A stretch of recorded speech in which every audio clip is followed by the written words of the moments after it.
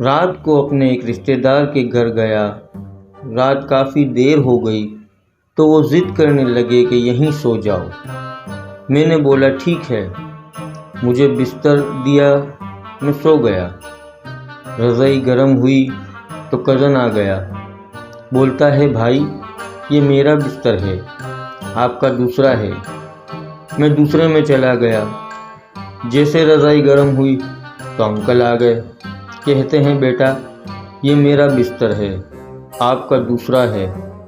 بہت غصہ آیا، پھر چپ ہو کے تیسرے بستر پر گیا۔ پھر جیسے ہی رضائی گرم ہوئی تو دادی اماں آ گئیں، بولتی ہیں اٹھو بے غیرتاں، یہ میرا بستر ہے۔